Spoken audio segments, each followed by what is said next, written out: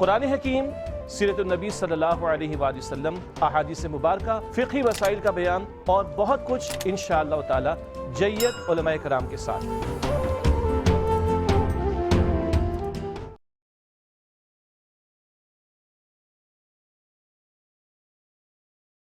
نحمدہ ونصلی علی رسولہ الکریم، اما بعد، بسم اللہ الرحمن الرحیم، اللہم صلی علی محمد وعلی آل محمد وبارک وسلم، رب اشرح لی صدری ویسر لی امری واحلل عقدۃ من لسانی یفقہوا قولی واجعل لی وزیرا من اہلی، آمین یا رب العالمین۔ ناظرین کرام، السلام علیکم ورحمۃ اللہ وبرکاتہ۔ خصوصی پروگرام دورہ ترجمہ قرآن سورۃ النور کا ہم نے مطالعہ شروع کیا اور گزشتہ آیت میں حد قذف کا بیان آیا۔ کسی نے کسی پاک دامن عورت پر یا مرد پر تہمت لگائی زنا کی، اور اگر 4 گواہ پیش نہ کرے تو 80 کوڑوں کی سزا لگائی دی جائے گی۔ اب ایک مسئلہ آ رہا ہے کہ کوئی شوہر اپنی بیوی کو برا عمل کرتے ہوئے پائے، اب وہ کیا کرے؟ ظاہری بات ہے اس کی فطرت تو گوارا نہیں کرے گی، تو ایک مسئلہ سمجھایا گیا، لعان کا مسئلہ۔ 4 گواہ کہاں سے لائے گا؟ دیکھ تو لیا اس نے، لیکن 4 گواہ تو نہیں لا سکے گا اگر، تو اب کس طرح وہ معاملے کو اس کو سیٹل کرے گا؟ اس کا ایک حل بتایا گیا، اس کو لعان کا مسئلہ کہتے ہیں۔ سورہ نور کی آیت نمبر 6 سے مطالعہ شروع کر رہے ہیں۔ اعوذ باللہ من الشیطان الرجیم، بسم اللہ الرحمن الرحیم۔ والذین یرمون ازواجہم ولم یکن لہم الشہداء الا انفسہم، اور جو لوگ اپنی بیویوں پر تہمت لگائیں اور خود ان کے سوا ان کے گواہ نہ ہوں، فشہادۃ احدہم 4 شہادات باللہ، تو ان میں سے ہر ایک کی گواہی یہ کہ اللہ تعالیٰ کی قسم کے ساتھ 4 مرتبہ گواہی دے، انہ لمن الصادقین، کہ بے شک وہ سچ بولنے والوں میں سے ہے۔ اللہ اکبر۔ شوہر اگر اسے ملوث پایا بیوی کو تو کہاں اس کی فطرت گوارا کرے گی؟ مگر مسئلہ کیسے سیٹل ہو؟ 4 گواہ کہاں سے لائے؟ تو 4 مرتبہ اللہ تعالیٰ کی قسم اٹھا کر گواہی دے گا۔ یہ ہے قسم کی اہمیت۔ 4 گواہ نہیں تو 4 مرتبہ اللہ کی قسم اٹھانا۔ ہم نے تو اللہ کے نام کو کس طرح استعمال کرنا شروع کر دیا، قسم کو مذاق بنانا شروع کر دیا، معاذ اللہ۔ نہیں، بہت اہم بات ہے، اللہ کی قسم کے ساتھ 4 مرتبہ گواہی دے، انہ لمن الصادقین، بے شک وہ سچوں میں سے ہے۔ والخامسۃ ان لعنۃ اللہ علیہ ان کان من الکاذبین، اور 5ویں مرتبہ مراد اللہ کی قسم کے ساتھ ہی کہے گا کہ اس پر اللہ کی لعنت ہو اگر یہ جھوٹوں میں سے ہو۔ یہ ہے اللہ کی قسم کی اہمیت، اور 5ویں مرتبہ لعنت، اسی سے لعان کا لفظ بنا، لعنت کرنے کا معاملہ۔ اچھا، یہ بھی تو ہو سکتا ہے کوئی معاملات اتنی گراوٹ کی سطح پر آگے ہوں کہ کوئی شوہر خامخواہ اپنی بیوی پر الزام لگا رہا ہو، تو بیوی کو بھی اس بات کو رد کرنے کا آپشن دیا جا رہا ہے۔ فرمایا وَيَدْرَهُ عَنْهَا الْعَذَابَ أَن تَشْهَدَ 4 شَهَادَاتٍ بِاللَّهِ، اور اس عورت سے سزا ٹل جائے گی اگر وہ 4 مرتبہ اللہ تعالیٰ کی قسم اٹھا کر گواہی دے کہ إِنَّهُ لَمِنَ الْكَاذِبِينَ، کہ وہ مرد یقیناً جھوٹوں میں سے ہے۔ وَالْخَامِسَةَ أَنَّ غَضَبَ اللَّهِ عَلَيْهَا، اور 5ویں مرتبہ اللہ کی قسم اٹھا کر یہ کہے کہ اس عورت پر اللہ کا غضب ہو، ان کان من الصادقین، کہ اگر وہ شخص سچوں میں سے ہو۔ یہ ہو گیا اس عورت کی طرف سے بھی گواہی کا معاملہ۔ اب کیا کیا امکانات ہو سکتے ہیں؟ اگر تو بیوی اقرار کرتی ہے، شوہر نے تہمت لگائی، بیوی نے اقرار کیا، تو اس کو حد زنا جاری کی جائے گی، زنا کی حد سزا لگائی جائے گی۔ شوہر اگر یہ اقرار کرے کہ میں نے جھوٹا الزام لگایا، تو شوہر اگر اقرار کرے گا کہ جھوٹا الزام لگایا اس نے، تو 80 کوڑوں کی سزا حد قذف اس پر جاری کی جائے گی۔ اور اگر کچھ ایسا نہیں ہو رہا، شوہر بھی قسمیں اٹھا رہے ہیں، بیوی بھی قسمیں اٹھا رہی ہے، تو پھر جدائی کر دی جائے گی۔ دنیا کا معاملہ یہاں طے ہو گیا اتنا، اور اصل معاملہ کہاں طے ہوگا؟ اللہ تعالیٰ کے ہاں۔ وہاں اللہ تعالیٰ جھوٹوں کو چھوڑے گا نہیں، وہاں صرف سچوں کے لیے نفع کا معاملہ ہے اور جھوٹوں کے لیے لعنت کا معاملہ ہوگا۔ یہ ہے لعان کا مسئلہ۔ مزید تفصیلات آپ اس کی تفاصیل میں دیکھ سکتے ہیں۔ فرمایا وَلَوْلَا فَضْلُ اللَّهِ عَلَيْكُمْ وَرَحْمَتُهُ وَأَنَّ اللَّهَ تَوَّابٌ حَكِيمٌ، اور اگر اللہ سبحانہ وتعالیٰ کا تم پر فضل اور اس کی رحمت نہ ہوتی تو یہ معاملہ حل نہ ہوتا، اور بے شک اللہ سبحانہ وتعالیٰ بہت توبہ قبول فرمانے والا، بہت حکمت والا ہے۔ اب اگلے 2 رکوع ہیں، رکوع نمبر 2 اور رکوع نمبر 3 سورۃ النور میں۔ اس کے پس منظر میں مشہور واقعہ ہے جس کو واقعہ افک کہا جاتا ہے، اور یہ سن 6 ہجری کا ایک غزوہ تھا، غزوہ بنی مستلق۔ اس سے واپسی کے موقع پر ایک معاملہ پیش آیا۔ اس سفر میں حضرت عائشہ صدیقہ رضی اللہ تعالی عنہ، امت کی والدہ، امت کی ماں، حضور کے ساتھ تھیں۔ واپسی میں پڑاؤ کہیں ڈالا گیا ہے، اور اس پڑاؤ کے دوران میں حضرت عائشہ رضی اللہ تعالی عنہ قضائے حاجت کے لیے تشریف لے گئی تھیں۔ وہاں ان کا ہار گم ہو گیا، اس کو تلاش کرنے میں وقت لگا، قافلے والے روانہ ہو گئے اور ایک ہودج تھا جس میں ان کو سوار کیا جاتا تھا، وزن کم محسوس ہوا ہوگا، ہودج 4 افراد اٹھاتے تھے، وہ چلتے بنے یہ محسوس کر کے کہ امت کی ماں اندر موجود ہوں گی۔ بہرحال اما عائشہ رضی اللہ تعالی عنہ وہ ہار تلاش کرتے کرتے خاصا وقت ہوئے واپس آئیں، سمجھدار خاتون تھی، وہیں تشریف فرما ہو گئیں کہ اللہ کے پیغمبر علیہ السلام کے کوئی ساتھی کو صحابی ان کی کوئی ذمہ داری ہوگی، دیکھ لیں کہ قافلے میں کوئی رہ گیا ہوگا، سامان وغیرہ تو لے کر آئیں۔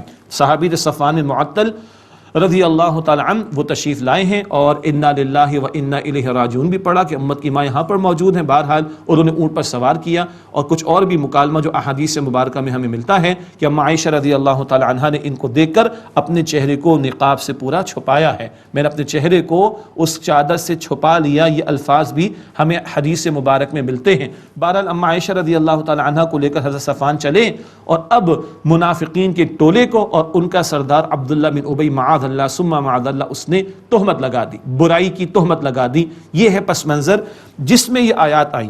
بظاہر ایک بڑا ناگوار معاملہ، حضور 1 مہینے تک پریشان رہے صلی اللہ علیہ وسلم، اور 1 مہینے کے بعد اما عائشہ رضی اللہ تعالی عنہ کی عفت اور پاک دامنی کے اعلان کے لیے اللہ نے اوپر سے آسمانوں سے وحی نازل فرمائی ہے۔ اللہ اکبر کبیرہ، یہ پس منظر ہے، مگر اس میں حکمت ہے، خود اللہ تعالیٰ ان کو بیان فرما رہا ہے۔ تو اگلے 2 رکوعوں میں اس واقعے کے تعلق سے جس کو واقع افک کہا جاتا ہے رہنمائی آ رہی ہے۔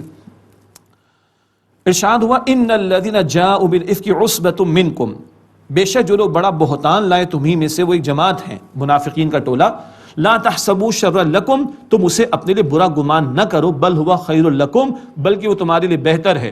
حالانکہ بڑی ناگوار صورتحال ہے، حضور علیہ السلام کو پریشانی، اما عائشہ صدیقہ رضی اللہ تعالی عنہا کو پریشانی، سچے ایمان والوں کو پریشانی، صدیق اکبر کو پریشانی، بڑا ناگوار معاملہ۔ اللہ کہتا نہیں تمہارے حق میں بہتر ہے، کیسے بھلا؟ ابھی آگے ذکر آ جائے گا، منافقین کا پول کھولے گا، ان کی تذلیل کا معاملہ ہوگا، اما عائشہ رضی اللہ تعالی عنہا کے مقام بلند کا ذکر آئے گا، ان کی عفت و پاک دامنی کے اعلان کے لیے وحی کا نزول ہوگا، صبر کی کیفیت پر اجر کا ذکر ہمارے سامنے آئے گا، معاشرت کے حوالے سے اہم ہدایات ہمارے لیے آئیں گی، اور ایمان والوں کا گمان ایمان والوں کے بارے میں کیسا ہونا چاہیے وہ تذکرہ ہمارے سامنے آئے گا۔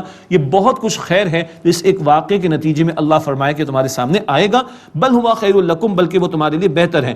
لکل امرئ منہم ما اکتسب من الاثم، ان میں سے ہر آدمی کے لیے جتنا اس نے کیا اتنا ہی گناہ کا وبال ہے، جس نے اس بات کو پھیلایا، تہمت میں حصہ ڈالا۔ والذی تولی کبرہ منہم لہ عذاب عظیم، اور جس نے اس کا بڑا طوفان اٹھایا اس کے لیے بڑا عذاب ہے۔ یہ عبداللہ بن ابی منافقین کا سردار، اس کی طرف بھی اشارہ۔ لولا اذ سمعتم ظن المؤمنون والمؤمنات بانفسهم خیرا، جب تم نے وہ بہتان کی بات سنی تو کیوں نہ تم نے گمان کیا مومن مردوں اور مومن عورتوں نے اپنوں کے بارے میں نیک گمان۔ ایمان والوں کا گمان ایمان والوں کے بارے میں کیسا ہونا چاہیے؟ اچھا ہونا چاہیے، عمدہ ہونا چاہیے، خیر کا ہونا چاہیے، نیک انداز سے خیال رکھنا چاہیے، اللہ اکبر گمان رکھنا چاہیے۔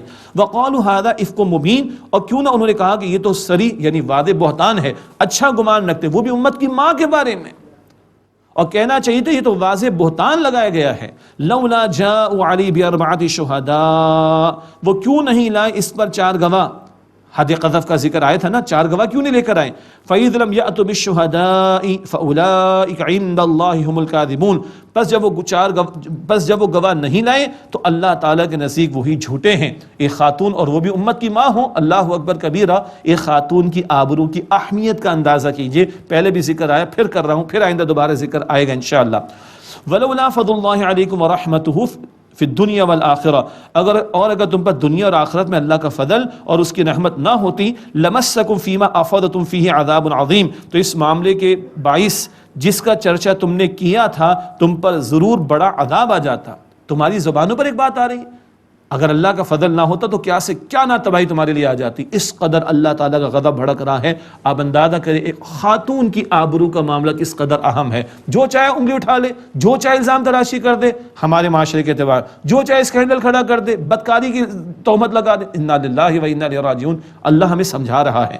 اذ تلقونه بألسنتکم وتقولون بافواہکم ما لیس لکم بہ علم، یاد کرو جب تم ایک دوسرے سے سن کر اس بات کو اپنی زبان پر لاتے تھے اور تم اپنے منہ سے وہ کہتے تھے جس کا تمہیں کوئی علم نہیں تھا۔ حدیث میں آتا ہے کہ بندے کے جھوٹا ہونے کے لیے اتنی بات کافی ہے کہ وہ سنی سنائی بات کو بغیر تحقیق آگے بڑھا دے۔ مسلم شریف کی روایت ہے، آج تو کیا کچھ forwarded many times plus many times plus many times plus many times ہو جاتا ہے، اور اس کے بعد پتہ چلتا ہے کہ اس کا کوئی سر پیر نہیں تھا، اس کی کوئی بنیاد نہیں تھی۔ تو یاد کرو تم ایک دوسرے سے سن کر اپنی زبان پر اس بات کو لاتے تھے اور اپنے منہ سے وہ کہتے تھے جس کا تمہیں کوئی علم نہیں تھا. وَتَحْسَبُونَهُ هَيِّنًا وَهُوَ عِندَ اللَّهِ عَظِيمٌ, اور تم اسے ہلکی بات گمان کرتے تھے حالانکہ وہ بات اللہ کے نزدیک بہت بڑی بات تھی. ایک تو امت کی ماں کا معاملہ ہے رضی اللہ تعالی عنہ, اندازہ کرو ذرا اس بات کا. اور عموم کے اعتبار سے کسی کی عزت سے کھیلنا کوئی آسان بات ہے؟ جس نے چاہا اٹھا کے الزام تراشی کر دی. اللہ اکبر. حجۃ الوداع کا موقع, حضور علیہ السلام نے فرمایا تھا آج کا دن عرفہ کا دن, آج کا یہ مہینہ ذی الحجہ کا مہینہ, یہ مقدس زمین حدود حرم بھی قریب میں ہے. اللہ اکبر کبیرہ. آپ نے فرمایا کہ جس طرح یہ دن, یہ مہینہ, یہ سرزمین تم پر حرام ہے, یعنی اس کا احترام واجب ہے, اس کی حرمت کو پامال کرنا حرام, تم پر ایک دوسرے کی جان, ایک دوسرے کا مال اور ایک دوسرے کی آبرو بھی اسی طرح حرام ہے. یہ اس قدر اہم معاملہ. فرمایا وَلَوْلَا إِذْ سَمِعْتُمُوهُ قُلْتُمْ مَا يَكُونُ لَنَا أَن نَّتَكَلَّمَ بِهَذَا, اور جب تم نے وہ سنا تو کیوں نہ کہا کہ ہمارے لیے زیب نہیں دیتا کہ ہم ایسی بات کہیں. سبحانک, اے اللہ تو پاک ہے عیب سے. هذا بہتان عظیم, یہ بہت بڑا بہتان ہے. تم عمدہ کلام تمہیں کرنا چاہیے تھا. تمہارا اپنے مومن بھائی کے بارے میں, بہن کے بارے میں گمان اچھا ہونا چاہیے. ایسا الزام تمہاری کانوں تک پہنچے تو تمہیں کہنا چاہیے الزام تراشی کی بات, یہ بہت بڑے بہتان کی بات ہے. اللہ اکبر. یہ رہنمائی اللہ تعالیٰ عطا فرما رہا ہے. کہاں قرآن کی پیاری تعلیمات عفت و پاک دامنی کے لیے, اور کہاں ہمارے معاشرے کی غیبتیں, کہاں ہمارے معاشرے کی چیٹنگ, کہاں ہمارے معاشرے کے کامنٹس. اور اب تو ہر بندہ اپنا ایک چینل بنا کر بیٹھا ہوا ہے سوشل میڈیا کے اوپر, دنیا جہاں کی بمبارڈمنٹ ہر بندہ کر رہا ہے. اس میں کتنی مرتبہ الزام تراشی کی باتیں, جھوٹے الزام لگانے کی باتیں, اسکینڈل کھڑے کرنے کی باتیں, بدکاری کی تہمتیں لگانے کی باتیں. استغفر اللہ. یعظکم اللہ ان تعودوا لمثلہ ابدا ان کنتم مؤمنین. اللہ تمہیں نصیحت فرماتا ہے کہ دیکھو آئندہ ایسا کام پھر کبھی نہ کرنا اگر تم ایمان والے ہو. وَيُبَيِّنُ اللَّهُ لَكُمُ الْآيَاتِ, اور اللہ تعالیٰ تمہارے لیے احکام کو بیان فرماتا ہے. وَاللَّهُ عَلِيمٌ حَكِيمٌ, اور اللہ سبحانہ وتعالیٰ خوب علم رکھنے والا, حکمت والا ہے. ایک اور اندازہ کیجئے, تاریخ میں پہلی مرتبہ ہوا کسی خاتون کی عفت اور پاک دامنی کا اعلان اللہ تعالیٰ آسمان سے وحی نازل فرما کر رہا ہے. بی بی مریم کے عزت کا ذکر اور ان کے مقام بلند کا ذکر بھی قرآن پاک کرتا ہے. اور اماں عائشہ صدیقہ رضی اللہ تعالی عنہ کی عفت اور پاک دامنی, جس پر الزام تراشی یعنی جن پر معاذ اللہ بہتان لگانے کی بات کی گئی, اللہ ان کی عفت اور پاک دامنی کا اعلان آسمان سے وحی نازل فرما کر رہا ہے. یہ بہت کچھ ہے اس واقعے میں جو حکمتیں سامنے آ رہی ہیں. اب اگلی بات سنیں. یہاں ایک الزام ہے, ایک برے عمل کا الزام ہے, اور بات سن کر بہت کچھ ذہنوں میں آ جاتا ہے اور کہاں کہاں تک بات چلی جا سکتی ہے. بس الفاظ پہ غور کیجئے گا. ایک الزام لگا ہے ایک برے عمل کا, الزام بھی چلتا ہے مارکیٹ میں, کانوں میں پہنچتا ہے تو باتیں بنتی ہیں, اور کوئی جذبات کی طرف بھی پیش قدمی ہوتی ہے, تو اس پر اللہ کا غضب دیکھیے کیسا بھڑک رہا ہے. فرمایا ان الذین یحبون ان تشیع الفاحشۃ فی الذین آمنوا لهم عذاب علیم فی الدنیا والآخرہ, بے شک جو لوگ یہ پسند کرتے ہیں کہ ایمان والوں کے درمیان بے حیائی پھیلے, ان کے لیے دنیا اور آخرت میں دردناک عذاب ہے. واللہ یعلم وانتم لا تعلمون, اور اللہ جانتا ہے تم نہیں جانتے. یہاں کیا ہوا, ایک الزام چلا ہے کچھ زبانوں پر, اتنی بات ہے نا, ایک الزام کچھ زبانوں پر آیا, اتنی بات ہے نا. ایک تہمت پر اللہ کہتا ہے کہ جو لوگ ایمان والوں کے درمیان بے حیائی پھیلاتے ہیں, چاہتے ہیں کہ پھیلے, ان کے لیے دنیا اور آخرت میں عذاب ہوگا دردناک. تو جب بالفعل یہ سارے گندے کاموں کو پروموٹ کیا جا رہا ہوگا تو اللہ کی رحمتیں برسنی یا نحوست آنی ہمارے اوپر. دیکھنے پہ معاشرے کے حالات جو آج ہم فیس کر رہے ہیں. اللہ اکبر. واللہ یعلم وانتم لا تعلمون, اور اللہ جانتا ہے تم نہیں جانتے. ولولا فضل اللہ علیکم ورحمتہ وان اللہ رؤوف رحیم, اور اگر تم پر اللہ تعالیٰ کا فضل اور اس کی رحمت نہ ہوتی تو کیا سے کیا نہ ہو جاتا تباہی کا معاملہ. اور بے شک اللہ سبحانہ وتعالی بہت شفقت فرمانے والا, نہایت رحم فرمانے والا ہے. یا ایھا الذین آمنوا, اگلے رکوع میں بھی اسی واقعے کے تناظر میں باتیں آئیں گی انشاءاللہ. یا ایھا الذین آمنوا لا تتبعوا خطوات الشیطان, اے ایمان والو تم شیطان کے نقش قدم کی پیروی نہ کرو. ومن یتبع خطوات الشیطان فانہ یأمر بالفحشاء والمنکر, اور جو شیطان کے قدموں کی پیروی کرتا ہے تو بے شک شیطان تو حکم دیتا ہے بے حیائی کا اور منکر کا. شیطان کی دعوت تو بے حیائی کی ہے, رحمان کی دعوت کیا ہے؟ جمعے کے خطبات میں سورۃ النحل آیت نمبر 90 آخر میں ائمہ پڑھتے ہیں ان اللہ یأمر بالعدل والاحسان وایتاء ذی القربى وینہی عن الفحشاء والمنکر والبغی, اللہ بے حیائی سے, منکر سے, زیادتی کے کاموں سے تمہیں روکتا ہے. شیطان بے حیائی کی دعوت دیتا ہے, رحمان بے حیائی سے روکتا ہے.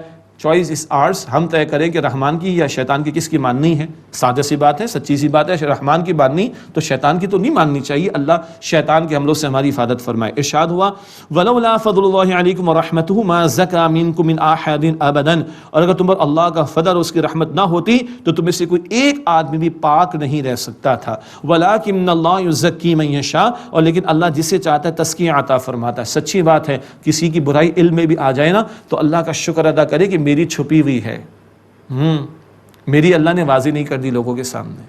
اور اگر میں بچا ہوا ہوں بالفرض، اگر الحمدللہ بچا ہوا ہوں تو اللہ کے فضل سے اللہ کا شکر کرے اور دوسروں کی اصلاح کی ہم کوشش کریں. اللہ مجھے اور آپ کو ہم سب کو توفیق عطا فرمائے. وَلَٰكِنَّ اللَّهَ يُزَكِّي مَن يَشَاءُ، اور لیکن اللہ جس سے چاہتا ہے اس کو تزکیہ عطا فرماتا ہے. وَاللَّهُ سَمِيعٌ عَلِيمٌ، اور اللہ خوب سننے والا، علم رکھنے والا ہے. اب ایک پس منظر ہوا، صدیق اکبر رضی اللہ تعالیٰ عنہ کے ایک رشتہ دار تھے، ان کی زبان پر بھی یہ بات چلتے چلتے آگئی. نیک آدمی تھے لیکن سادہ لوہی میں ان کی زبان پر یہ بات آ گئی. صدیق اکبر رضی اللہ تعالیٰ عنہ کو تو غصہ آنا تھا، بیٹی ہے ام عائشہ رضی اللہ تعالیٰ عنہ، تو ان کی وہ مدد کرتے تھے، مہاجر تھے یہ بھی، ان کے رشتہ دار تھے، تو یہ مدد روک لی.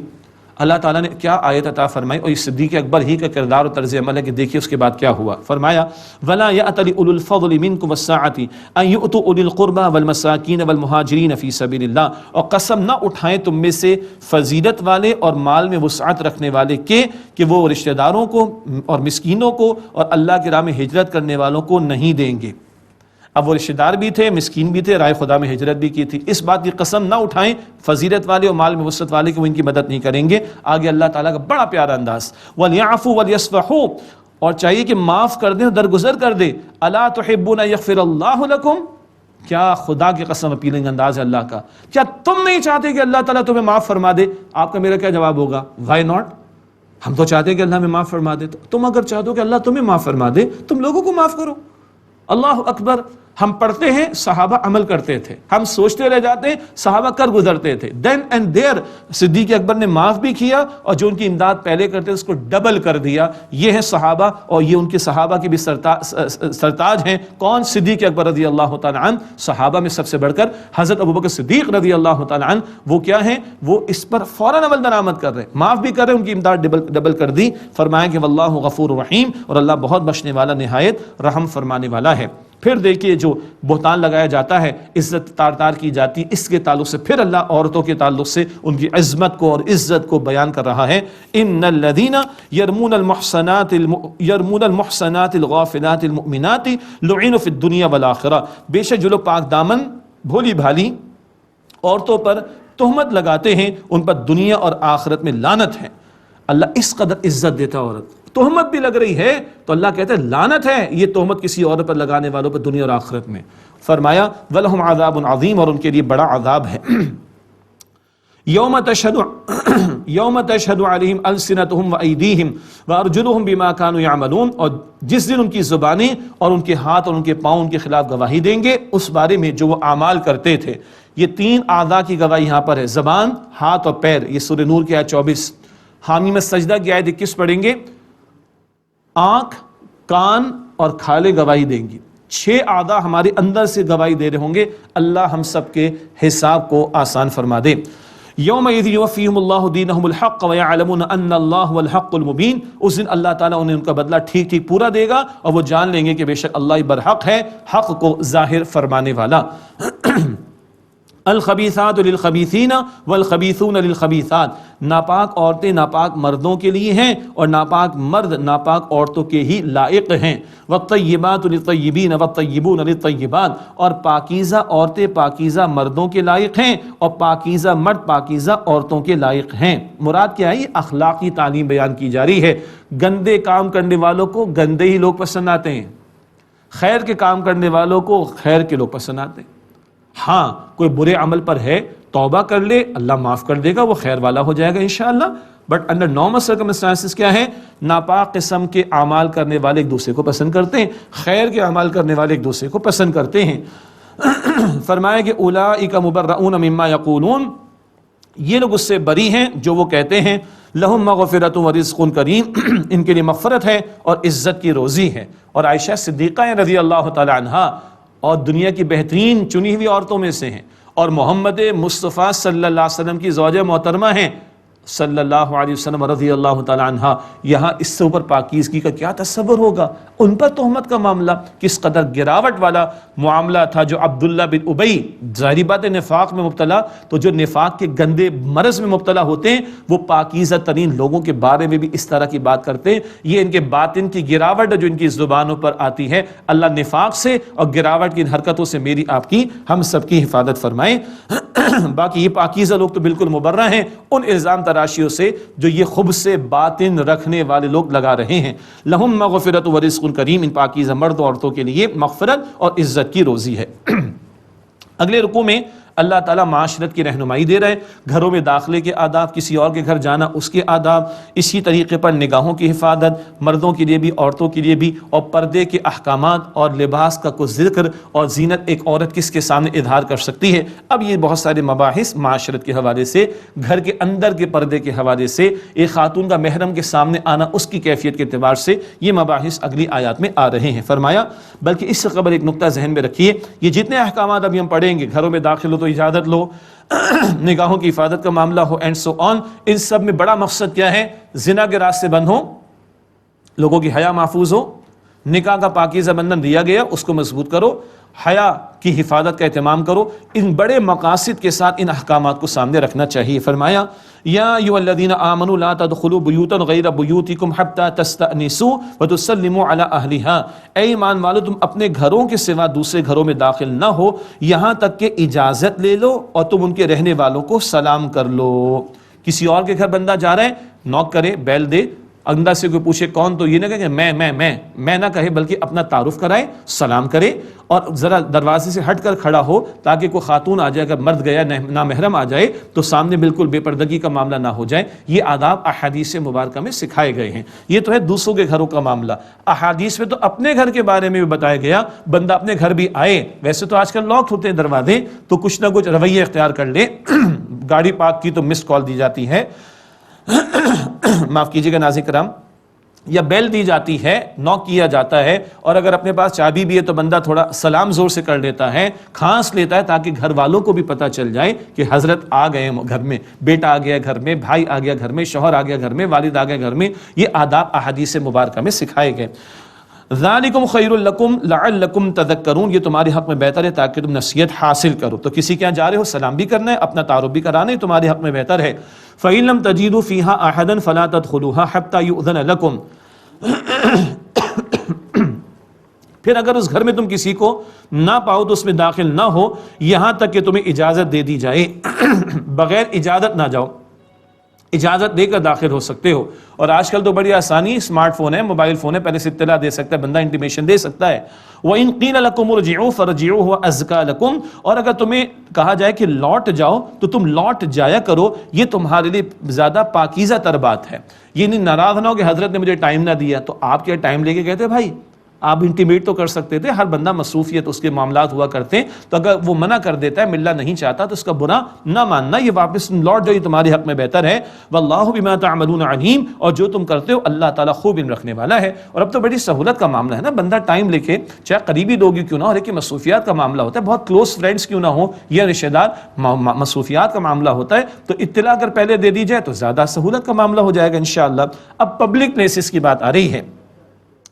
لیس علیکم جناح ان تدخلوا بیوتا غیر مسکونۃ فیہا متاع لکم، اور تم پر اس میں کوئی گناہ کی بات نہیں اگر تم ان گھروں میں داخل ہو جن میں کسی کی رہائش نہیں ہے اور وہاں تمہارے فائدے کی کچھ شے موجود ہے. پبلک پلیسز ہوا کرتے ہیں کہ جہاں پہ رائٹ آف ایڈمیشن ریزرو نہیں ہوا کرتے. بعض مرتبہ ہوتا ہے 5 اسٹار ہوٹل ہے، لکھا ہوا رائٹ آف ایڈمیشن ریزرو، تو اس کا خیال کرنا پڑے گا. بٹ انڈر نارمل سرکمسٹانسز بازار ہے، ریلوے اسٹیشن ہو سکتا ہے وغیرہ وغیرہ، تو جو پبلک پلیسز ہیں جہاں تمہارے فائدے کی کچھ ہے وہاں کوئی حرج کی بات نہیں، تم بغیر اجازت جا سکتے ہو.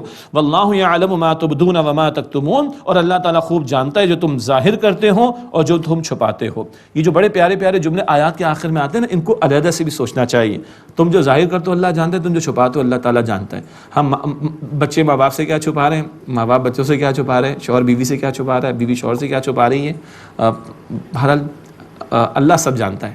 تو بہت ذرا بھاری بات آ گئی. یہ جملے جو کلوزنگ پر آتے ہیں نا آیات کے، یہ بھی بڑے قیمتی ہوا کرتے ہیں. اللہ جانتا ہے جو تم ظاہر کرتے ہو اور اللہ جانتا ہے جو تم چھپاتے ہو. ہم آپ ایک دوسرے سے چھپا سکتے ہیں، چھپ سکتے ہیں، ہم اللہ سے چھپ اور بچ نہیں سکتے. ایک سے ڈریں گے زندگی آسان ہوگی، 2-4-8 سے ڈرنا پڑے نا تو زندگی بڑی مشکل ہو جاتی. اللہ ہم سب کی مغفرت فرمائے، ہمیں جہنم سے آزاد فرمائے، ہمیں جنت الفردوس عطا فرمائے، اور قرآن پاک سے تعلق کی مزید مضبوطی اللہ مجھے اور آپ کو عطا فرمائے. اللہ ہم سب کو توفیق عطا فرمائے. آمین یا رب العالمین. وآخر دعوانا ان الحمدللہ رب العالمین. والسلام علیکم ورحمۃ اللہ وبرکاتہ. وفا کو لکھایا رسول نے، قرآن کے حرف حرف کی تجسیم